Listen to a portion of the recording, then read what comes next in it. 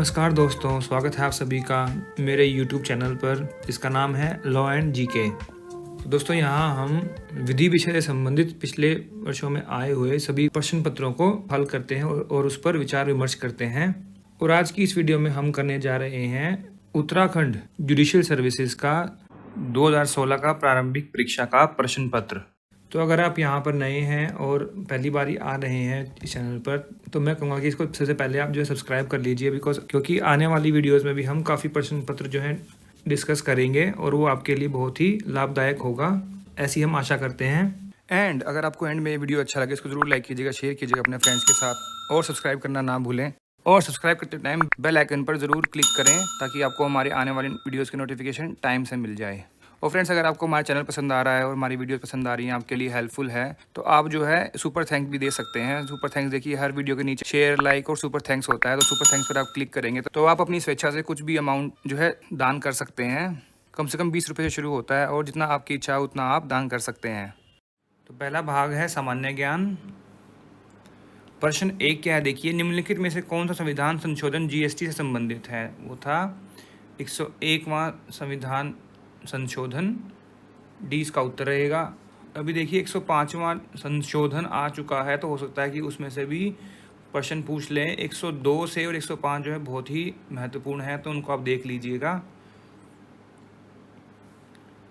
अगला है प्रश्न 2, निम्नलिखित में से किस वाद में उद्देशिका को संविधान का हिस्सा होने के कारण संशोधन योग्य माना गया? तो वो था केशवानंद भारती केस, बी इसका उत्तर रहेगा। अगला है प्रश्न 3, संयुक्त राज्य द्वारा वर्ष 2016 को घोषित किया गया। देखिए उस टाइम पर ये उत्तर था डी, दलहनों के लिए अंतर्राष्ट्रीय वर्ष। अब जो है 2023 जो है वो है छोटे अनाजों का वर्ष, क्योंकि अंग्रेजी में बोले तो इसको बोलते हैं ईयर ऑफ मिलेट्स। तो मिलेट्स अगर हो तो अंग्रेजी में देख लीजिएगा, वहाँ से आप उसका उत्तर कर सकते हैं। अगर नहीं समझ में आए तो हो सकता है छोटा अनाज लिखा हो या भाई बाजरा वर्ष लिखा हो, कुछ ऐसा आ सकता है। ठीक है। अगला है 4, अधोलिखित में से संविधान का कौन सा उपबंध राष्ट्रपति को अध्यादेश जारी करने का अधिकार देता है? तो वो है अनुच्छेद 123, ए इसका उत्तर रहेगा। अगर पूछें ये गवर्नर का, तो वो है 213। अगला है 5, अंतर्राष्ट्रीय न्यायालय का मुख्यालय स्थित है कहाँ पर? हेग में। और हेग कहाँ पर है? हॉलैंड में। अगला है 6, भारत के संविधान के किस अनुच्छेद में संविधान में प्रयुक्त विभिन्न शब्दों की परिभाषा दी गई है? तो वो दी गई है 366 में, अनुच्छेद 366, सी इसका उत्तर रहेगा। अगला है 7, उच्चतम न्यायालय द्वारा अपने निर्णय का पुनर्विलोकन करने का अधिकार उपबंधित किया गया है, वो है अनुच्छेद 137 में, ए इसका उत्तर रहेगा। अगला है 8, संयुक्त लोक सेवा आयोग के सदस्यों की नियुक्ति की जाती है किसके द्वारा? राष्ट्रपति के द्वारा, सी इसका उत्तर रहेगा। अगला है 9, कस्तूरीलाल रलियाराम जैन बनाम उत्तर प्रदेश राज्य का वाद संबंधित है किससे? राज्य के संप्रभु कार्यों से। संप्रभुत्व कार्य जो हैं वो उससे संबंधित था, ए इसका उत्तर रहेगा। अगला है 10, भारत के किस मुख्य न्यायाधीश ने भारत के कार्यवाहक राष्ट्रपति के रूप में भी कार्य किया है? वो थे न्यायमूर्ति हिदायतुल्लाह, बी इसका उत्तर रहेगा। अगला है 11, भारतीय रिजर्व बैंक का गठन किया गया था रिजर्व बैंक ऑफ इंडिया 1934 के अंतर्गत, सी इसका उत्तर रहेगा। अगला है 12, किसे 21वें भारतीय विधि आयोग का अध्यक्ष नियुक्त किया गया है? देखिए उस टाइम पर ये 21वां जो है ये इसके थे न्यायमूर्ति BS चौहान। अब तो 22वां आ गया जो कि न्यायमूर्ति ऋतुराज अवस्थी, वो इसके अध्यक्ष नियुक्त हुए हैं। अगला है 13, उत्तरांचल अब उत्तराखंड का निर्माण हुआ कब हुआ था? उत्तर प्रदेश पुनर्गठन अधिनियम 2000 में, ए इसका उत्तर रहेगा। अगला है 14, निम्नलिखित में से किस वाद में उच्चतम न्यायालय ने कहा है कि हिरासत में मृत्यु विधि द्वारा शासित सभ्य समाज में सबसे खराब अपराध है? ये कहा गया था डी के बसु बनाम पश्चिम बंगाल राज्य में, डी इसका उत्तर रहेगा। अगला है 15, भारतीय संविधान में निम्नलिखित में से किस अनुच्छेद में यह प्रावधान है कि राज्य भारत के संपूर्ण क्षेत्रों में नागरिकों के लिए एक समान नागरिक संहिता के लिए प्रयास करेगा? वो है अनुच्छेद 44, सी इसका उत्तर रहेगा। अगला है 16, an introduction to the principle of morals of legislation. ये किताब किसने लिखी थी? जेरमी बेंथम ने, ए इसका उत्तर रहेगा। अगला है 17, सभी अस्पतालों द्वारा विशिष्ट अपराधों के पीड़ित को निःशुल्क एवं अविलंब उपचार प्रदान किए जाने का बाध्यकारी प्रावधान किस धारा में उपबंधित किया गया है? वो है धारा 357 स में। ये देखिए यहाँ पर ये ग होना चाहिए, स लिख दिया है। हिंदी में भी ठीक से नहीं करते क्योंकि ये क, ख और ग होना चाहिए। अगर हिंदी में देखे तो यहाँ इन्होंने ABC का ए वैसा कर दिया। सी इसका उत्तर है। अगला 18, निम्न में से किस वाद में निर्णित किया गया है कि आश्रय का आधिकारिक मौलिक अधिकार है? तो वो था प्रभाकरण नायर बनाम तमिलनाडु राज्य, 20 का उत्तर रहेगा। अगला है 19, केंद्रीय सूचना आयोग का गठन सूचना अधिकार अधिनियम के किस धारा के अंतर्गत हुआ है? धारा है 12, सी इसका उत्तर रहेगा। गण नॉर्म्स का शब्द अपनी विचारधारा में प्रयुक्त किया गया, किसने किया था? ये हांस केल्सन ने, ए इसका उत्तर रहेगा। अगला है 21, भारत के संविधान की उद्देशिका में अब तक कितनी बार संशोधन किया जा चुका है? सिर्फ एक बार हुआ है 42वें संशोधन से, सी इसका उत्तर रहेगा। अगला 22, निम्नलिखित में से कौन सा भारतीय संविधान का अनुच्छेद 12 के उद्देश्य हेतु राज्य नहीं है? तो Indian council of agriculture research ये है, एक राज्यकृत बैंक ये भी है, तेल एवं प्राकृतिक गैस आयोग ये भी है, गृह कल्याण केंद्र ये नहीं है, डी इसका उत्तर रहेगा। अगला है 23, भारतीय संविधान की किस अनुसूची में मान्यता प्राप्त भाषाएं सूचीबद्ध हैं? वह है 8वीं अनुसूची, सी इसका उत्तर रहेगा। अगला है 24, निम्नलिखित में से कौन सा वाद कैरी फॉरवर्ड रूल अग्रनयन सिद्धांत से संबंधित है? तो वो था देवदासन बनाम भारत संघ, 20 का उत्तर रहेगा। अगला है 25, भारतीय संविधान के अनुच्छेद 19(2) के अंतर्गत हिकलिन टेस्ट संबंधित है किससे? शालीनता एवं नैतिकता से, ए इसका उत्तर रहेगा। ये था आर बनाम हिकलिन। अगला है 26, प्रफुल्ल कुमार बनाम बैंक ऑफ कॉमर्स खुलना एक अग्र निर्णय है, किससे संबंधित है? ये तत्व एवं सार के सिद्धांत पर, 20 का उत्तर रहेगा। अगला 27, मानवाधिकार की सर्वव्यापी घोषणा को संयुक्त राष्ट्र की महासभा द्वारा अंगीकृत किया गया था कब? 10 दिसंबर 1948 को, सी इसका उत्तर रहेगा। अगला है 28, निम्न में से कौन संयुक्त राष्ट्र का प्रमुख अंग नहीं है? तो न्यायिकता परिषद है, अंतर्राष्ट्रीय न्यायालय है, आर्थिक एवं सामाजिक परिषद है, मानवाधिकार आयोग नहीं है, डी इसका उत्तर रहेगा।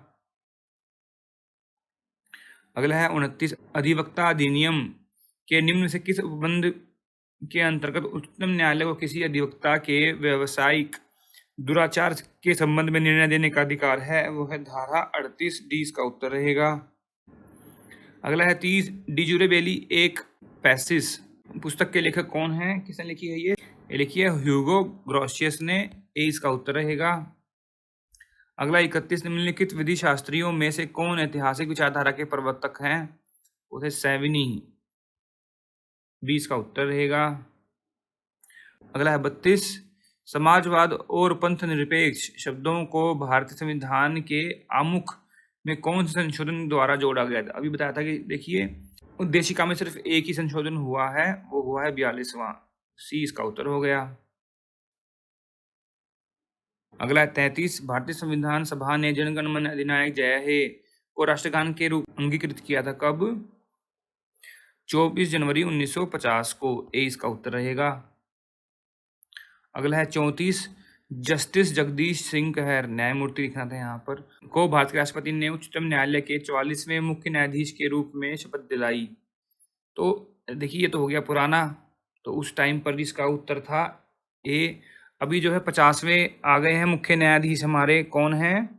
धनंजय चंद्रचूड़, ठीक है। और इन्होंने शपथ कब ली थी? 9/11/2022। तो हो सकता है कि इस बारी पेपर में पूछ ले।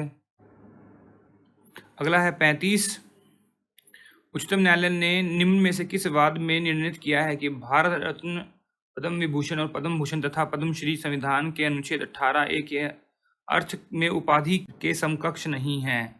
तो वो था बालाजी राघवन बनाम भारत संघ, 20 का उत्तर रहेगा। अगला है 36, महिलाओं के विरुद्ध सभी प्रकार के मतभेदों की समाप्ति अभी समय को संयुक्त राष्ट्र की महासभा ने निम्न में से किस वर्ष में अंगीकार किया था? वो किया था 1779 में।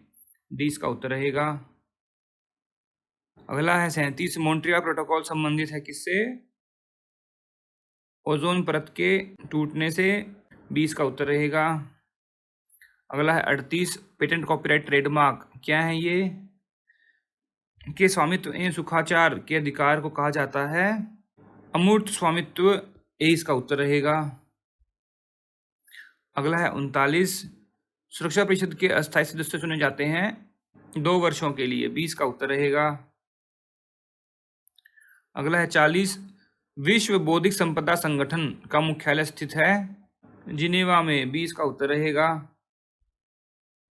अगला है 41, इंटरपोल से तात्पर्य है अंतर्राष्ट्रीय अपराधी पुलिस संगठन। सी इसका उत्तर रहेगा। अगला 42, भारत में विधि दिवस मनाया जाता है कब? 26 नवंबर को। ए इसका उत्तर रहेगा, क्योंकि इस दिन 1949 में संविधान को अपनाया गया था।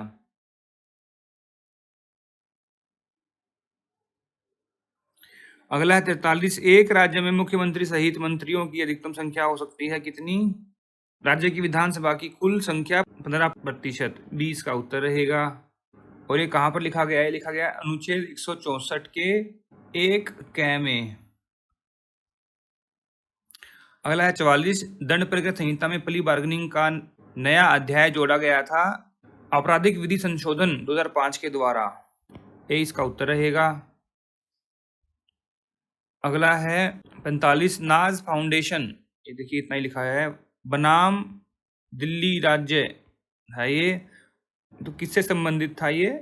भारतीय दंड संहिता की धारा 377 के संवैधानिकता से। डी इसका उत्तर रहेगा। अगला है 46, भारत में प्रतिलिपियाधिकार अस्तित्व में रहता है 60 वर्षों तक। प्रतिलिपिया मतलब कॉपीराइट। सी इसका उत्तर रहेगा। अगला है 47, भारत के मामले में क्षेत्र जल सीमा को विस्तारित किया गया है 12 नॉटिकल माइल तक। बी इसका उत्तर रहेगा। अगला है 48, निम्नलिखित में से भारत के संविधान का कौन सा अनुच्छेद आपातकाल की उद्घोषणा होने पर स्वतः निलंबित हो जाता है? तो वो है अनुच्छेद 19। ए इसका उत्तर रहेगा। अगला है 49, भारत के संविधान के अनुच्छेद 15 में खंड 5 जोड़ा गया था कौन से संशोधन से? वो था 93वां संशोधन। सी इसका उत्तर रहेगा। अगला है 50, भारत के संविधान के किस अनुच्छेद के अंतर्गत उच्चतम न्यायालय ने क्यूरेटिव पिटीशन को विकसित किया गया? अनुच्छेद 142 के अंतर्गत। बी इसका उत्तर रहेगा। अब आ गया भाग 2 विधि। प्रश्न 51 है, जो कोई भारतीय दंड संहिता की धारा 376 या 376 क के अधीन किसी अपराध के लिए पूर्व में दंडित किया गया है तत्पश्चात उक्त धाराओं में से किसी एक के लिए पुनः दंडित किया जाता है तो वह निम्न प्रकार से दंडित होगा। 20 वर्ष के कठोर कारावास से जो कि आजीवन कारावास तक बढ़ाया जा सकता है। यहाँ पर लिखना चाहिए था न्यूनतम, कम से कम 20 वर्ष तो होगा ही होगा कठोर कारावास। तो ए इसका उत्तर रहेगा। और ये कहाँ लिखा गया है? धारा 376 अ में। अगला है 52, निम्न में से कौन सा अपराध भारतीय दंड संहिता 1860 में दंडनीय नहीं है? तो भारत के विरुद्ध युद्ध की तैयारी करना ये तो है, ये है धारा 122। फिर डकैती या लूट की तैयारी ये भी है धारा 399। भारत के मित्र राज्य के क्षेत्र में लूटपाट की तैयारी करना ये भी है 126। आत्महत्या की तैयारी करना ये नहीं है। आत्महत्या का प्रयास करना तो था, उसको भी हटा दिया गया है। आत्महत्या की तैयारी कोई अपराध नहीं है। डी इसका उत्तर रहेगा। अगला है 53, सदोष अवरोध के अपराध के लिए यह आवश्यक है कि एक निश्चित परिधि होनी चाहिए, चाहे विशाल या संकीर्ण सीमा वाली हो या फिर दृश्यमान या अदृश्यमान चित्र वाली हो या फिर चलायमान या स्थिर वाली हो। सभी हो गया। धारा कौन सी है ये? सदोष अवरोध की धारा 340। अगला है 54, ए स को बै समझकर उसकी हत्या कर देता है। यहाँ ए भारतीय दंड संहिता के अधीन किस धारा में दंडनीय होगा? धारा 302 में ही होगा वो, और धारा 301 में लिखा हुआ है क्या, जो किसी को मारने वाला था लेकिन दूसरा मर गया तो उसका जो दंड है वो एक सा ही रहेगा, एक समान ही रहेगा। 302 में ही उसको दंडित किया जाएगा। इंग्लिश में बोलते हैं इसको doctrine of transfer of malice. अगला है 55, ए लूट कारित करने के आशय से रात्रि में एक बड़े कस्बे में एक आवासित मकान में आग लगा देता है जिससे बी की मृत्यु हो जाती है। यहाँ ए दंडनीय होगा अपराध से, कौन सा अपराध? स्वेच्छा से मृत्यु कारित करने के, ए इसका उत्तर रहेगा। धारा कौन सी लग जाएगी उस पर? फिर 302 फिर से। अगला है 56, भारतीय दंड संहिता में सफेद पोश व सामाजिक व आर्थिक अपराधों का एक नवीन अध्याय प्रस्तावित किए जाने के लिए निम्नलिखित किस समिति का गठन किया गया है? तो वो थी स्थानम समिति, 20 का उत्तर रहेगा। फिर 57, अपने जीवन को सुरक्षित रखना सामान्यतः एक कर्तव्य है, परंतु इसको दूसरों के लिए बलिदान कर देना एक परम कर्तव्य है। यह टिप्पणी क्वीन बनाम डुडले एंड स्टीफन के बाद में किसके द्वारा की गई थी? ये थे लॉर्ड कॉलरिज, सी इसका उत्तर रहेगा। अगला है 58, निम्न में से कौन सा तरीका भारतीय दंड संहिता के अंतर्गत दुष्प्रेरण से संबंधित नहीं है? उकसाना है, सहायता देना, षड्यंत्र है, पर्यटन नहीं है। पर्यटन तो अलग ही है 511 में, और ये सब कहाँ लिखे हुए हैं? 107 में। अगला है 59, निम्न में से कौन सा तत्व बालू को चल संपत्ति बना देता है जो कि भूमि का अभिन्न अंग होती है? कब हो? जब इसे खोद लिया जाता है तथा भूमि से बिल्कुल पृथक कर दिया जाता है। जैसे ही उसको उठाकर ट्रक या किसी ट्रॉली में डाल दिया तो वो चल संपत्ति हो गई। तो सी इसका उत्तर रहेगा। ये संपत्ति अंतरण अधिनियम का है, ये टीपीए का क्वेश्चन है। अगला है 60, निम्नलिखित में से कौन सा अपराध भारतीय दंड संहिता में न तो शरीर व न ही संपत्ति के विरुद्ध है? छल का है, हत्या का है, रॉबरी है। छल कितने में है? 415 में, हत्या का 302 में, लूट का 390 में, राजद्रोह कितने में है? 124 में। तो ये वाला नहीं है, क्योंकि ये किसके खिलाफ होता है? ये विरुद्ध होता है सरकार के। डी इसका उत्तर रहेगा। अगला है 61, किसकी पूर्वानुमति से उच्च न्यायालय दंड प्रक्रिया संहिता की धारा 470 के अनुसार नियम बना सकता है? राज्य सरकार की, ए इसका उत्तर रहेगा। अगला है 62, निम्नलिखित में से किस वाद में यह कहा गया है कि पीड़ित की पहचान उजागर न की जाए न्यायालय के निर्णय में भी? तो ऐसा दिनेश बनाम राजस्थान राज्य, 20 का उत्तर रहेगा। अगला है 63, दंड प्रक्रिया संहिता की किस धारा में मजिस्ट्रेट द्वारा किसी व्यक्ति को अपने हस्ताक्षर या हस्तलेख देने के लिए निर्देश की शक्ति को समाविष्ट किया गया है? वो धारा 311 कै, 20 का उत्तर रहेगा। अगला है 64, जाल बिछाने की कार्यवाही निम्नलिखित में से किसका हिस्सा है? अन्वेषण का, सी इसका उत्तर रहेगा। अगला है 65, दंड प्रक्रिया संहिता की धारा 195 3 के अंतर्गत न्यायालय शब्दावली में सम्मिलित है क्या? केवल सिविल या फिर आपराधिक या फिर राजस्व, सभी? डी इसका उत्तर रहेगा। अगला है 66, उनकी धारा 160 में किसी व्यक्ति को साक्षी की तरह बुलाने हेतु तामील किया जा सकता है पुलिस अधिकारी द्वारा या फिर जो अन्वेषण पुलिस अधिकारी है, वो अन्वेषण पुलिस अधिकारी है उसके द्वारा, सी इसका उत्तर रहेगा। अगला है 67, दंड विधि अधिनियम 2013 प्रवर्तन में आया कब? 3 फरवरी 2013 को, 20 का उत्तर रहेगा। अगला है 68, जब कोई व्यक्ति न्यायालय में प्रश्न का उत्तर देने या दस्तावेज पेश करने से मना कर देता है तो उसे दंड प्रक्रिया संहिता की धारा 349 में कितने कारावास का दंड दिया जा सकता है? 7 दिन का, डी इसका उत्तर रहेगा। धारा बताई दी है, धारा 349। अगला है 69, की धारा 468 में दी गई परिसीमा संबंधित है अन्वेषण को पूरा करने से या फिर विचारण करने से या फिर न्यायालय द्वारा अपराध का संज्ञान लेने से। संज्ञान लेने से सी इसका उत्तर रहेगा।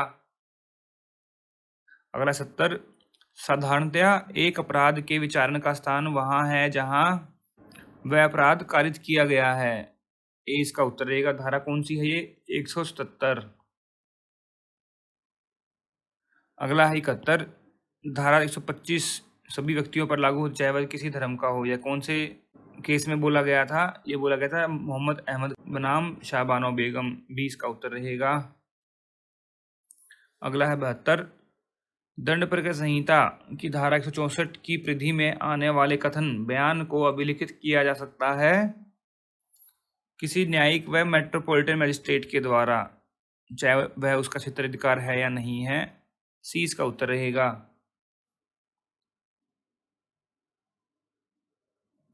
अगला है 73, उच्च न्यायालय किसी पोटा अभियुक्त की जमानत याचिका को सीधे स्वीकार नहीं कर सकता जब तक उसे विशेष न्यायालय द्वारा खारिज न किया गया हो।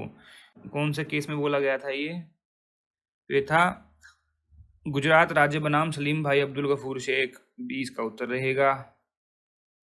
अगला है 74, दंड प्रक्रिया संहिता की धारा 133 में उत्पात को हटाने की शक्ति है किसके पास? जिला मजिस्ट्रेट के पास। डी इसका उत्तर रहेगा। अगला है 75, जमानत हेतु अभियुक्त को उच्च अपील न्यायालय के समक्ष उपसंजात होने की अपेक्षा से संबंधित प्रावधान दंड प्रक्रिया संहिता में प्रदान किए गए हैं। धारा 437 कै में। सी इसका उत्तर रहेगा। अगला है 76, वे तथ्य जिन्हें वाद में एक पक्षकार द्वारा अभिकथित किया जाता है तथा दूसरे द्वारा इनकार या मना किया जाता है वह कहलाते हैं विवादक तथ्य। डी इसका उत्तर रहेगा। कहाँ लिखा हुआ है? धारा 3 भारतीय साक्ष्य अधिनियम में। अगला 77, पवन कुमार बनाम हरियाणा राज्य किससे संबंधित है? ये है किसी विवाहित स्त्री द्वारा आत्महत्या के दुष्प्रेरण के बारे में उपधारणा से। डी इसका उत्तर रहेगा। अगला 78, किसी व्यक्ति की पूर्व दोष सिद्धि सुसंगत है कौन सी धारा में? धारा है 14 और स्पष्टीकरण 2। बी इसका उत्तर रहेगा। अगला है 79, विधि की अखंडनीय उपधारणा भारतीय साक्ष्य अधिनियम की निम्न में से किस शब्दावली में व्यक्त किए गए हैं? वो है निश्चयात्मक सबूत में। सी इसका उत्तर रहेगा। धारा 4 में लिखा गया है इसके बारे में। अगला है 80, भारतीय साक्ष्य में क्या वर्णित नहीं किया गया है? साक्ष्य का वजन या भार यह नहीं वर्णित किया गया। सी इसका उत्तर रहेगा। अगला है 81, ए पर रेल से बिना टिकट यात्रा करने का आरोप है, यह साबित करने का भार के पास टिकट है उसी पर है। यह धारा कौन सी धारा है? 106। बी इसका उत्तर रहेगा और ये उसका दृष्टांत है। अगला है 82, निम्न में से किस धारा दंड विधि संशोधन अधिनियम द्वारा संशोधित किया गया है? धारा 119 को। ए इसका उत्तर रहेगा। अगला है 83, की कौन सी धारा एजेंसी अभिकरण के सिद्धांत पर आधारित है? वो है धारा 10। डी इसका उत्तर रहेगा। 84 में है पूर्व न्याय का सिद्धांत भारतीय साक्ष्य अधिनियम के किस प्रावधान में समाहित है? वह धारा 40 में। बी इसका उत्तर रहेगा। पूर्व न्याय को इंग्लिश में क्या बोलते हैं? Res judicata. अगला है 85, परिवार समझौता पत्र की फोटो प्रतिलिपि न्यायालय के समक्ष पेश की जा सकती है मूल साक्ष्य से या फिर प्राथमिक साक्ष्य द्वितीय साक्ष्य? ये है द्वितीय साक्ष्य के रूप में। सी इसका उत्तर रहेगा। अगला है 86, भारतीय साक्ष्य अधिनियम की धारा 41 में वर्णित उपधारणा है विधि की अखंडनीय उपधारणा से। डी इसका उत्तर रहेगा। अगला 87 की धारा 165 में न्यायालय प्रश्न पूछ सकता है किसी पक्षकार साक्षी से अपक्षकार से मामले के पक्षकार के विधिक प्रतिनिधि से। सिर्फ पक्षकार साक्षी से पूछेगा, पक्षकार इनसे क्यों पूछेगा? ए इसका उत्तर रहेगा। अगला 88, किसी प्रकार या प्रथा के अस्तित्व को भारतीय साक्ष्य अधिनियम में साबित किया जा सकता है कौन सी धारा में? धारा है 13 में, ए इसका उत्तर रहेगा। अगला है 89, शील चरित्र के साक्ष्य में सम्मिलित होता है क्या केवल ख्याति या स्वभाव दोनों? सामान्य ख्याति और सामान्य स्वभाव, सी इसका उत्तर रहेगा। धारा 55 के स्पष्टीकरण में ये लिखा गया है। अगला है 90, अन्यत्र उपस्थिति एलिबी का सिद्धांत अप्रत्यक्ष रूप से भारतीय साक्ष्य अधिनियम में समाहित है कौन सी धारा में? धारा 11 में, डी इसका उत्तर रहेगा। अगला है 91, साक्ष्य विधि में एक मुकरी गई संस्कृति का महत्व है या नहीं है? बताओ। अब इस पर विश्वास किया जा सकता है किंतु न्यायालय द्वारा इसके अन्य कथनों साक्ष्यों से संपुष्टि आवश्यक है, सी इसका उत्तर रहेगा। अगला है 92, एक तथ्य साबित किया जाना है निम्नलिखित में से कौन सा अर्थ है?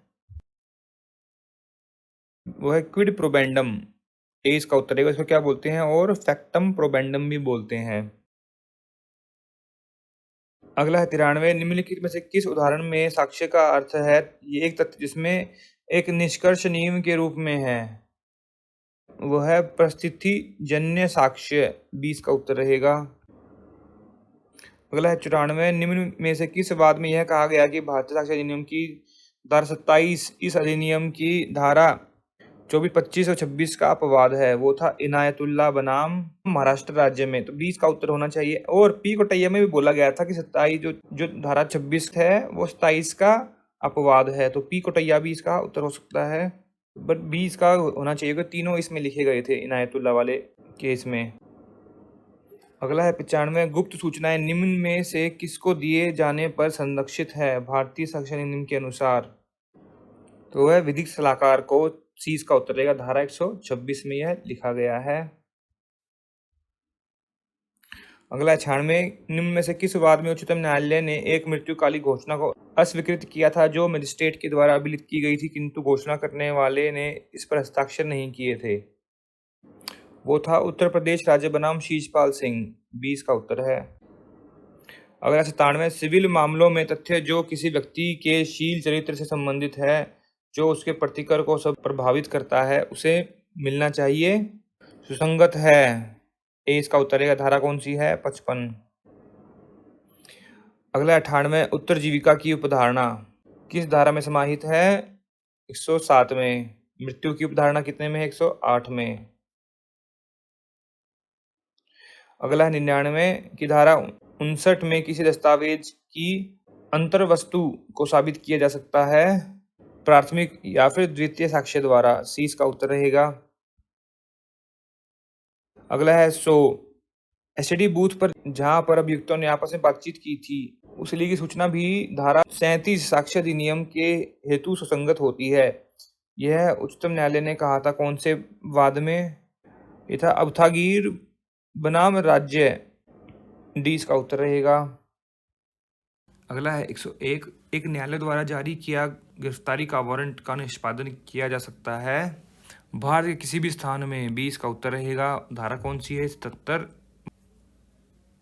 अगला 102, कोई उद्घोषित अपराधी जिसकी संपत्ति की कुर्की कर दी गई हो अपनी संपत्ति या विक्रय के मूल्य को न्यायालय में उपस्थित हो जाने पर वापस पा सकता है 2 वर्ष के भीतर, सी इसका उत्तर रहेगा। कहाँ पर लिखा गया है ये? धारा 85 के 2 में। अगला 103, धारा 320 के अनुसार निम्न में से कौन सा अपराध क्षमनीय नहीं है? धारा 307, हत्या का प्रयत्न, ये नहीं है, डी इसका उत्तर रहेगा। अगला 104, दंड प्रक्रिया की धारा 357 क्या के अंतर स्थापित किया गया था आपराधिक विधि संशोधन कौन सा? 2009, ए इसका उत्तर रहेगा। अगला है 105, गिरफ्तारी की प्रक्रिया व गिरफ्तार करने वाले व्यक्ति के कर्तव्यों को परिभाषित किया गया है दंड प्रक्रिया संहिता की, धारा कौन सी? 41 बी में कै और ख होना चाहिए, सी इसका उत्तर है। अगला है 106, कि किस धारा में यह उपबंधित है कि प्रत्येक व्यक्ति किसी अपराध के संबंध में मजिस्ट्रेट या पुलिस अधिकारी को पर्याप्त सहायता करने को बाध्य है? यह है धारा 37 में, डी इसका उत्तर रहेगा। अगला है 107, कोई अभियुक्त दंड प्रक्रिया संहिता के अंतर्गत सौदेबाजी का अभिवाह करने के लिए आवेदन कर सकता है यदि उसने किया है एक अपराध। किसका? डकैती, लूट, चोरी का, बलात्कार का। चोरी के केस में हो सकता है, इनमें नहीं हो सकता, क्योंकि 7 वर्ष से कम की जो है उसमें सजा होनी चाहिए। अगर दंड 7 वर्ष से अधिक है तो उसमें सौदेबाजी नहीं हो सकती। तो सी इसका उत्तर रहेगा।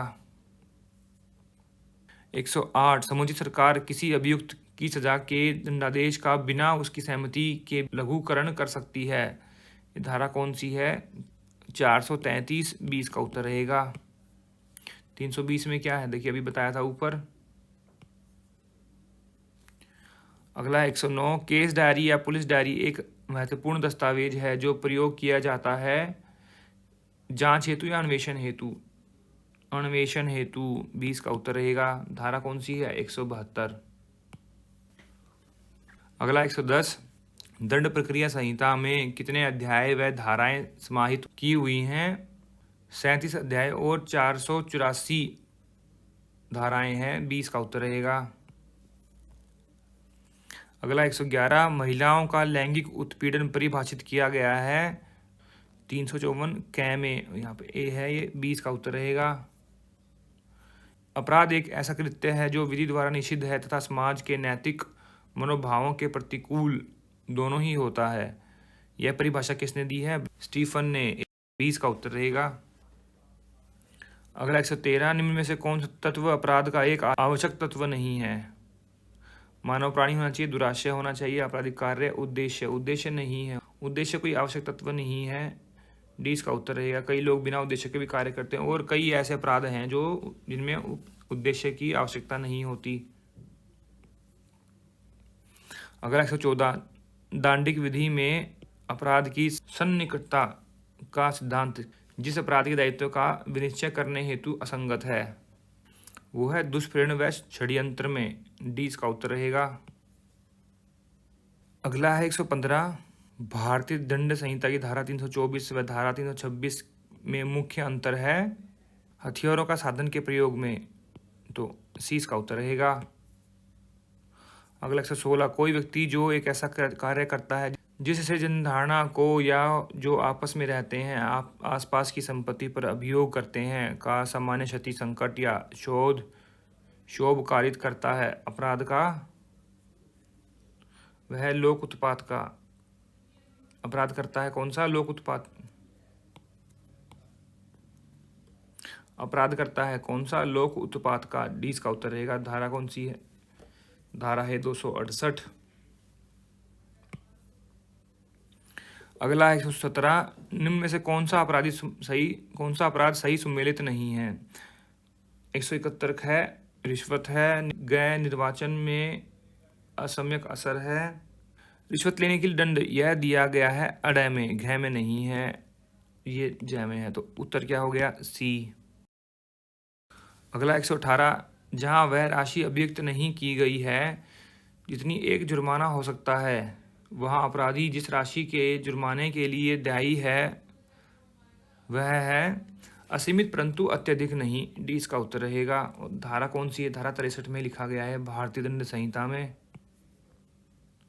अगला है 119, निम्न में से किस मामले में उच्चतम न्यायालय ने मृत्युदंड की सजा पाए गए कैदियों की श्रेणी के हितों की सुरक्षा हेतु दिशा निर्देश निर्धारित किए थे? वो था शत्रुघ्न चौहान बनाम भारत संघ। 20 का उत्तर रहेगा। अगला 120, दृश्य रसिकता किसके प्रति अपराध है? स्त्री के। धारा कौन सी है? 354 गै।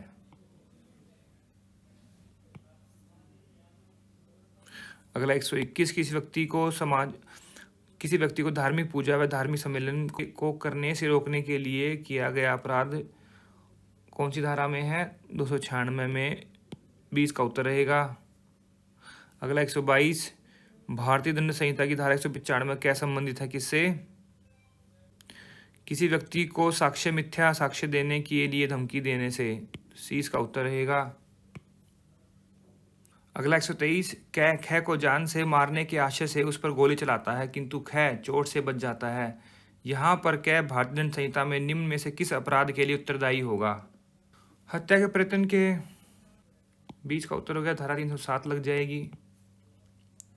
अगला 124, भारतीय दंड संहिता में दंगा का अपराध कारित करने हेतु न्यूनतम व्यक्तियों की आवश्यकता होती है 2 की। सी इसका उत्तर रहेगा। किसकी बात कर रहे हैं ये? एफरे की। धारा कौन सी है? 159। अगला 125 में प्रयुक्त वह शब्दावली में सम्मिलित होते हैं पुरुष नारी दोनों। सी इसका उत्तर है। धारा कौन सी है जेंडर में? 8। अगला है 126, निम्न में से कौन विधिक प्रतिनिधि नहीं है सिविल प्रक्रिया संहिता के अनुसार? तो लेनदार नहीं है। 20 का उत्तर रहेगा। अगला 127, यदि किसी वाद में भूल कपट या मिथ्या व्यपदेशन के द्वारा किसी पक्षकार की सहमति प्राप्त करके पक्षकारों के मध्य समझौता हुआ तो पक्षकारों की सहमति से आज्ञप्ति पर की गई हो, तब पीड़ित पक्षकार ऐसी आज्ञप्ति को निरस्त कराने हेतु नीचे दिए गए विकल्पों में से कौन सा विकल्प प्रयोग कर सकता है? दूसरा वाद दायर करके। डी इसका उत्तर रहेगा। आदेश 23 है ये। अगले 128, सिविल प्रक्रिया संहिता की धारा 89 प्रावधान करती है न्यायालय के बाहर विवादों के निपटारे का। ए इसका उत्तर रहेगा। अगला 129, सिविल प्रक्रिया संहिता का कौन सा प्रावधान यह कहता है कि एक ही हित के लिए एक व्यक्ति सभी की तरफ से वाद संस्थित कर सकता है या बचाव कर सकता है? वह आदेश 1 नियम 8।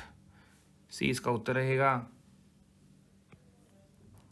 अगला 130 के अंतर्गत एक पक्षीय डिक्री को किस प्रावधान के अंतर्गत अपास्त किया जा सकता है? वो है आदेश 9 नियम 13।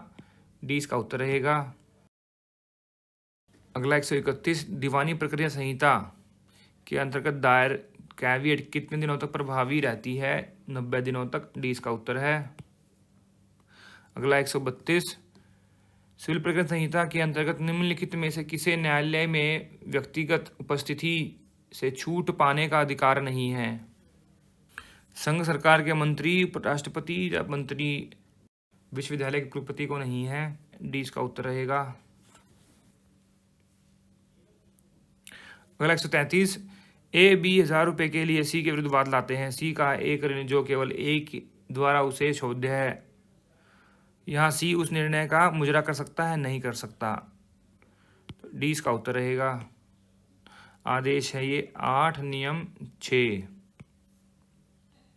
और 134 के अंतर्गत सर्वप्रथम मिथ्या या तंग करने वाले दावों या प्रतिरक्षा के लिए प्रतिकारात्मक खर्चों का प्रावधान किया गया है धारा 35 क के अंतर्गत। सी इसका उत्तर रहेगा। और कितना है? अधिकतम कितना हो सकता है? 3000 तक, या फिर जो क्षेत्राधिकार है न्यायालय का वहां तक। अगर 135, सिविल प्रक्रिया संहिता की धारा 217 के अनुसार निम्न में से कौन सार्वजनिक अधिकारी नहीं है? तहसीलदार है, न्यायाधीश है, अखिल भारतीय सेवा के अध्यक्ष हैं, सरपंच नहीं होता। डी इसका उत्तर है। अगला 136 के अंतर्गत न्यायालय किसी वाद में भविष्य ब्याज भी प्रदान कर सकता है। किस दर से? 6% वार्षिक दर से। ए इसका उत्तर रहेगा। धारा 34 में लिखा गया है ये। अगला 137, एक गार्निशी होता है निर्णित ऋणी का ऋणी। 20 का उत्तर हो गया। कहाँ लिखा गया है? गार्निशी को नोटिस देते हैं आदेश 21 के नियम 46 क में और ख में उसका आदेश होगा भी ऋण जो है यहाँ जमा करो न्यायालय में। अगला 138, अचल संपत्ति से संबंधित वाद स्थानीय क्षेत्राधिकार रखने वाले उस न्यायालय में दायर किए जा सकते हैं जहाँ पर संपत्ति स्थित है। सी इसका उत्तर रहेगा। देखिए, जहाँ प्रतिवादी अपने व्यवसाय करता है या फिर निवास करता है, ये अपवाद में दिए गए हैं धारा 16 में ही। अपवाद जो लिखा हुआ है नीचे उसमें लिखा गया है, पर यहाँ पर ये जो पूछ रहे हैं ये धारा 16 से पूछ रहे हैं। अगला 139, सिविल प्रक्रिया संहिता के अधीन एक अपील किस माध्यम से दायर की जा सकती है? प्रार्थना पत्र या फिर ज्ञापन नोटिस। ज्ञापन के माध्यम से, 20 का उत्तर रहेगा। आदेश 41 है और नियम है ये 1। अगला 140, सिविल प्रक्रिया संहिता की धारा 26 के अंतर्गत तथ्यों को साबित किया जाना चाहिए। शपथ पत्र के द्वारा, 30 का उत्तर रहेगा। अगला 141, सिविल प्रक्रिया संहिता के अंतर्गत धन संबंधी परिसीमा या स्थानीय सीमाओं के आधार पर आपेक्ष सर्वप्रथम अवसर पर निम्न में से किस धारा में किया जाएगा? वह धारा 21 में, 20 का उत्तर रहेगा। अगला 142, दीवानी विधि के अंतर्गत बहुमूल्य पूर्णता शब्दावली से अभिप्राय है वाद हेतुकों एवं पक्षकारों का कुसंयोजन, 20 का उत्तर रहेगा। अगला 143, एक सिविल वाद में विवादक बनाए जाते हैं न्यायालय द्वारा, न्यायालय ही बनाएगा, 20 का उत्तर रहेगा। और आदेश 14 में बनाए जाते हैं ये। अगला 144, जहां वाद पत्र अस्वीकार या नामंजूर हो चुका हो तो वादी उस वाद पत्र के बारे में नया वाद पत्र प्रस्तुत कर सकता है, आदेश 7 नियम 13 के अंतर्गत, 20 का उत्तर रहेगा। अगला 145, जहां सुनवाई की समाप्ति होने के पश्चात किंतु निर्णय सुनाए जाने के पूर्व वाद में किसी पक्षकार की मृत्यु हो जाती है तो वह उस वाद का उपशमन नहीं होता, 20 का उत्तर रहेगा। ये लिखा हुआ है आदेश 22 के नियम 6 में। अगला 146, जहां प्रारंभिक डिक्री से की गई कोई अपील कालातीत मतलब मर्यादा के बाहर होने के आधार पर न्यायालय द्वारा खारिज कर दी जाती है, वह व्यथित पक्षकार को सर्वोत्तम उपचार उपलब्ध होगा, पुनर्विलोकन या पुनर्विलोकन दायर कर। 23 का उत्तर रहेगा। धारा 114 में लिखा गया है ये, पुनरीक्षण है 115 में और निर्देश दायर है 113 में। अगला 147 की धाराओं में संशोधन किया जा सकता है संसद द्वारा, 20 का उत्तर रहेगा। देखिए, जो धारा 122 में लिखा हुआ है कि नियमों में जो है उच्च न्यायालय संशोधन कर सकता है, पर वो नियमों के बारे में लिखा गया है, धारा के बारे में नहीं लिखा गया कहीं पर भी। तो धारा कौन करेगा? संसद। अगला है 148, निम्न में से कौन सिविल प्रक्रिया संहिता में दी गई डिक्री की परिभाषा में नहीं आता? वाद पत्र का नामंजूर किया जाना ये आता है, ये भी आता है। व्यक्तिक्रम के लिए खारिज किया गया कोई आदेश नहीं आते, 30 का उत्तर रहेगा। और डिक्री की परिभाषा कहाँ है? 2 में। अगला 149, सिविल प्रक्रिया संहिता 1908 के अधीन अभिवचनों में संशोधन किया जा सकता है, निम्न में से किस उद्देश्य हेतु? वाद के वास्तविक प्रश्न की अवधारणा हेतु जो उसमें अंतर्वलित हैं, 30 का उत्तर रहेगा। कहाँ लिखा गया है ये? आदेश 6 और नियम 17 में। अगला है 150, आभूषणों को एक बॉक्स लिख दिया, डब्बा लिख सकते हैं यहाँ पे, अपने अभिकर्ता के रूप में बै के पास निक्षिप्त करता है। स का यह अभिकथन है कि आभूषण ए ने उसे सदोष अभिप्राप्त किए थे और वह उन्हें बै से लेने के लिए दावा दायर कर सकता है। यहाँ पर बै ए और स दोनों के विरुद्ध अंतराभिवाची वाद दायर नहीं कर सकता, 20 का उत्तर रहेगा। और ये दृष्टांत है आदेश 35 नियम 5 में, ठीक है। अब यहाँ से शुरू हो गई मुस्लिम विधि। प्रश्न 151, मुस्लिम विधि के अंतर्गत उर्फ शब्दावली का अर्थ है मुस्लिम विधि का द्वितीयक स्रोत जो उसका अनुपूर्ण करता है, 20 का उत्तर रहेगा। उर्फ को क्या बोलते हैं अंग्रेजी में, क्या बोलते हैं? कस्टम्स। तो कस्टम्स क्या है? वो सेकेंडरी सोर्स हैं, द्वितीयक स्रोत हैं। अगला 152, मुस्लिम विधि के अंतर्गत तलाक उल बिद्दत एक पूर्ण एवं अप्रतिहंसनीय विवाह विच्छेद है, इसका उत्तर रहेगा। मुस्लिम महिला रक्षा अधिनियम जो आया है 2019 का, जिसमें तलाकुल बिद्दत को जो है अवैध और शून्य करार दे दिया गया है, अभी जो है इसके अनुसार वो अवैध है और शून्य है, वॉइड एंड इलीगल है। अगला 153, एक मुस्लिम गैर मुस्लिम के पक्ष में दान करता है, मुस्लिम विधि के अंतर्गत यह दान होगा। विधि मान्य है क्योंकि किसी को भी कर सकते हैं दान, तो 20 का उत्तर रहेगा। अगला 154, सुन्नी विधि के अंतर्गत इद्दत की अवधि में किया गया विवाह क्या है, ये अनियमित है। 20 का उत्तर रहेगा। देखिए यहाँ पर ये प्रश्न ठीक है, सुन्नी विधि लिखी हुई है, यहाँ लिखा होता है कि मुस्लिम विधि में, तो फिर ये प्रश्न जो है गलत हो जाता, क्योंकि सुन्नी में तो अनियमित है और शिया में क्या है, ये शिया में शून्य है। अगला 155, सुन्नी विधि के अंतर्गत वसीयतकर्ता की इरादतन मृत्यु कारित करने वाले व्यक्ति के लिए की गई वसीयत होगी शून्य। 20 का उत्तर रहेगा। अगला 156, निम्न में से कौन मेहर का विषय वस्तु नहीं होगा, अगले वर्ष की फसल का उत्पादन, इसका उत्तर रहेगा। अगला 157, मुस्लिम विवाह विघटन अधिनियम के अंतर्गत एक मुस्लिम पत्नी विवाह विच्छेद की डिग्री प्राप्त कर सकती है यदि उसका पति विकृत रहा है 2 वर्ष की अवधि तक। 20 का उत्तर रहेगा।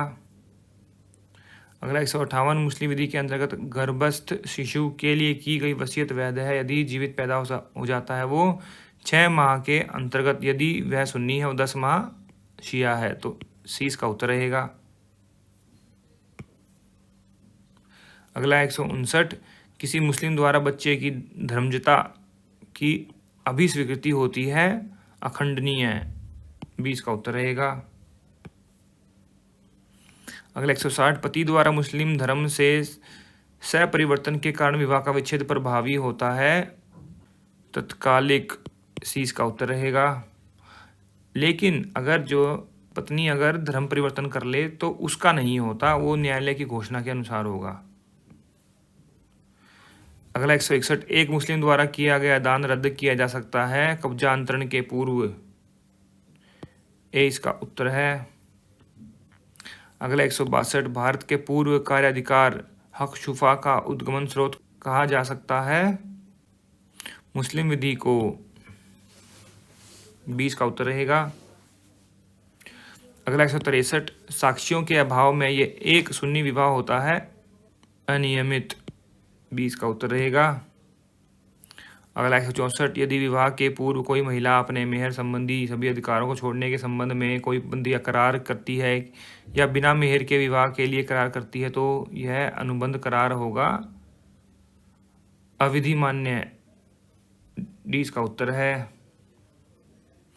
अगला 165, हिबा एक अविलंब बिना शर्त अगर संपत्ति का अंतरण है जिसके बदले कोई वापसी नहीं होती है, यह परिभाषित किया था किसने, तैयब जी ने। 30 का उत्तर है।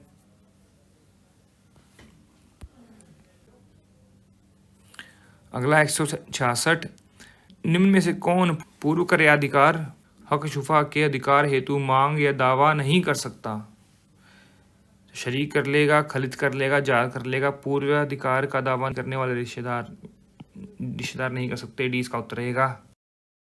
अगला है 167, मुस्लिम विधि के अंतर्गत यौनावस्था की अवधारणा की जाती है 15 वर्ष की आयु में। 30 का उत्तर रहेगा। अब यहाँ से आ गई हिंदू विधि। प्रश्न है 168, हिंदू उत्तराधिकार अधिनियम के अंतर्गत एक माता श्रेणी 1 के तौर पर विरासत प्राप्त नहीं कर सकती है अपने सौतेले पुत्र से। 20 का उत्तर रहेगा। अगला 159, निम्न में से कौन हिंदू अवैसक संरक्षक अधिनियम के अंतर्गत अवैसक की संपत्ति के संबंध में व्यवहार नहीं कर सकता, तटस्थ संरक्षक नहीं कर सकता। 20 का उत्तर रहेगा। अगला 170, विधि हिंदू विधि के अंतर्गत सपिंड संबंध व निषिद्ध संबंध है किससे, एक दूसरे पर अतिव्याप्त। 30 का उत्तर रहेगा। अगला 171, वादकालीन भरण पोषण प्राप्त किया जा सकता है केवल पति या पत्नी दोनों द्वारा। 20 का उत्तर रहेगा। अगला 172, हिंदू दत्तक व भरण पोषण अधिनियम की कौन सी धारा एक संरक्षक को अपना संरक्षित को दत्तक में देने की सुविधा देती है, वह धारा 9 4 डी इसका उत्तर रहेगा। अगला 173 पूर्व संबंध भूत तिथि सिद्धांत निम्न में से किस विषय से संबंधित है? दत्तक से, सी इसका उत्तर रहेगा। अगला है 174 गीता हरिहरन बनाम भारतीय रिजर्व बैंक का वाद संबंधित है किससे? पिता की उपस्थिति में आवश्यक के नैसर्गिक संरक्षकत्व से जो उसके शरीर या संपत्ति के संदर्भ में है, डी इसका उत्तर रहेगा। अगला है 175 एक हिंदू अवयस्क लड़के के प्राकृतिक संरक्षक होते हैं कौन? माता पिता दोनों, बी इसका उत्तर रहेगा। अगला 176 किशोर न्याय बच्चों की सुरक्षा एवं देखभाल अधिनियम में किस धर्म के व्यक्ति को दत्तक ग्रहण के लिए सक्षम करता है? हिंदू, मुस्लिम और ईसाई तीनों, डी इसका उत्तर रहेगा। अगला है 177 निम्न में से किस विवाह हेतु हिंदू विधि के अंतर्गत पीड़ित पक्षकार की प्रार्थना पर न्यायालय से विवाह की अकृत्यता की आज्ञप्ति लेना अनिवार्य है? शून्यकरणीय विवाह हेतु, ए इसका उत्तर रहेगा। अगला है 178 हिंदू उत्तराधिकारी नियम की कौन सी धारा सहवारिशों को संपत्ति के संदर्भ में अधिमानी अधिकार देती है? वह धारा 22, 20 का उत्तर रहेगा। अगला है 179 विवाह अधिनियम के अंतर्गत विवाह विच्छेद की याचिका पर कितनी अवधि का वर्जन है? 1 वर्ष का, सी इसका उत्तर रहेगा। अगला है 180 हिंदू उत्तराधिकार अधिनियम की धारा 21 के अंतर्गत एक साथ हुई मृत्यु के संदर्भ में यह उपधारणा कि बड़े की मृत्यु के समय छोटा उत्तरजीवी है, वह है एक विधि की खंडनीय उपधारणा, डी इसका उत्तर रहेगा। अगला 181 भारतीय संविधान के अंतर्गत पारिवारिक विधि से संबंधित सभी विषय हैं समवर्ती सूची में, सी इसका उत्तर रहेगा। अगला 182 हिंदू विवाह अधिनियम के अधीन वर्णित द्विविवाह निम्न में से किससे संबंधित है? बहुपत्नी एवं बहुपति विवाह दोनों से, सी इसका उत्तर रहेगा। अगला 183 हिंदू विवाह की दाय भाग शाखा मूलभूत में से मिताक्षरा शाखा के किन मामलों से भिन्न है? उत्तराधिकार एवं विभाजन से, 20 का उत्तर रहेगा। अगला है 184 शून्य हिंदू विवाह के उत्पन्न बच्चे विधि की दृष्टि में होते हैं धर्मज, किंतु जो केवल अपने माता पिता की संपत्ति तक ही दाय का अधिकार प्राप्त होता है, तो ये ठीक है, डी इसका उत्तर रहेगा। धारा कौन सी धारा है? 16 हिंदू विवाह अधिनियम। अगला 185 अपने पुत्र के पक्ष में इस आशय से दान करता है कि यदि उनमें से किसी की मृत्यु बिना पुत्र संतान के होगी तो उसका अंश अन्य उत्तरजीवी पुत्रों के पक्ष में चला जाएगा तथा मृतक की विधवा या पुत्री को कुछ नहीं मिलेगा। इस दान ने सृजित किया है क्या? समाश्रित हित, सी इसका उत्तर रहेगा। अगला 186 संपत्ति अंतरण अधिनियम के अधीन जीवित व्यक्ति शब्दावली में सम्मिलित नहीं है, मूर्ति, डी इसका उत्तर रहेगा। अगला 187 एक पट्टा जो अवधि के बारे में चुप है किंतु पट्टेदार उसका कब्जा लेता है, तो इस तरह के पट्टे को कहते हैं इच्छाधीन किराएदारी, 20 का उत्तर रहेगा। अगला 188 निम्न में से कौन सा अधिकार बंधकदार का है न कि बंधककर्ता का? पूर्व बंध का अधिकार, 20 का उत्तर रहेगा। धारा 67 में लिखा गया है ये। अगला 189 संपत्ति अधिनियम के अंतर्गत साइप्रस तत्सदृश का सिद्धांत का अर्थ है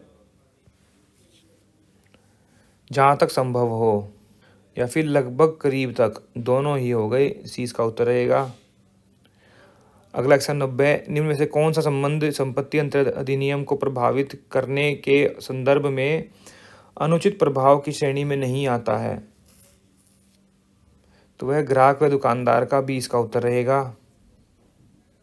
अगला 191 संपत्ति अंतरण अधिनियम के अधीन अनुप्रमाणित शब्दावली से अभिप्रेत है 2 या अधिक साक्ष्यों द्वारा अनुप्रमाणित, सी इसका उत्तर रहेगा। धारा कौन सी धारा है? 3।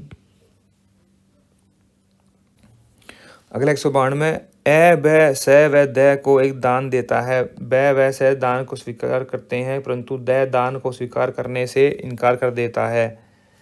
यहाँ इस दान की स्थिति यह है कि तो बै और सै वाला जो है वो विधिक हो जाएगा, मान्य है। अब सी में लिखा हुआ यह है केवल 1/3 अंश का ही शून्य है जो दैन ने नहीं लिया, अगर उसने दान निष्कार कर लिया होता, ठीक है, तो सिर्फ दै वाला ही वो शून्य होगा, सी इसका उत्तर रहेगा। अगला 193, एक पट्टा करता वह पट्टादार को संपत्ति को त्यागने का नोटिस देता है, नोटिस का अवसान होता है तथा वह कब्जे में बना रहता है। वह को पुनः उस संपत्ति के छोड़ने का दूसरा नोटिस देता है। पहले नोटिस की वैधता का परीक्षण कीजिए, तो पहला नोटिस क्या हो गया, वो प्रतिजन्य हो जाता है, ए इसका उत्तर रहेगा। अगला 194, संपत्ति अंतरण अधिनियम के अंतर्गत प्रयुक्त रजिस्ट्रेशन शब्दावली से अभिप्रेत है दस्तावेजों का रजिस्ट्रेशन, 20 का उत्तर रहेगा, धारा 3 में है ये।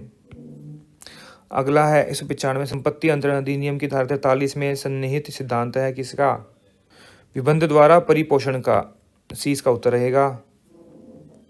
अगला 196, बंधक मोचन का अधिकार समाप्त हो जाता है कब, पक्षकारों के कार्य या न्यायालय की आज्ञप्ति से, ए इसका उत्तर रहेगा। धारा कौन सी है, 60। अगला है 197, पूर्वबंध का उपचार निम्न में से किस बंधक में उपलब्ध है, सशर्त विक्रय द्वारा बंधक में, 20 का उत्तर रहेगा, धारा है 67। अगला 198, कै ख को एक खेत 500 भाटक पर देता है, फिर खेत गै को अंतरित करता है, ख अंतरण की सूचना न होते हुए सद्भावपूर्ण कै को भाटक देता है, यहाँ ख गै के प्रति भाटक से प्रभार्य नहीं है, तो ए इसका उत्तर हो गया। अगला 199, संपत्ति अंतरण अधिनियम की निम्न में से किस धारा में समेकन का सिद्धांत समाहित किया गया है, समेकन का है धारा 61 में, डी इसका उत्तर रहेगा। अगला है 200, तुम मेरे मकान मालिक नहीं हो, इन शब्दों के साथ किराए के भुगतान से मना करना, यह एक दावा त्याग होगा तथा पट्टे का संप्रणन किया जा सकता है, ए इसका उत्तर रहेगा। धारा कौन सी लगेगी, धारा है 50। तो दोस्तों यहाँ पर हमने वर्ष 2016 में आए हुए उत्तराखंड जुडिशियल सर्विसेज के प्रारंभिक परीक्षा के प्रश्न पत्र को पूरा हल और विचारण कर लिया है। अगर आपको इसमें कोई कमी लगी हो, कोई सजेशंस और कोई एडवाइस हो, तो आप कमेंट सेक्शन में जाकर भी लिख सकते हैं। We always appreciate your comments and feedback. And friends, if you like the efforts, kindly give a super thanks. Super thanks is a way to help the content creator. Means if you like the videos, you can just donate some money to them in form of tips. Minimum starts with 20. Minimum is 20 rupees. And अगर आपको video अच्छी लगी, इसको जरूर like कीजिएगा. And don't forget to subscribe our channel. And while subscribing, don't forget to press the bell icon so that you can get the notification of our upcoming videos. So friends, thank you. Thanks very much for watching this video. Thank you.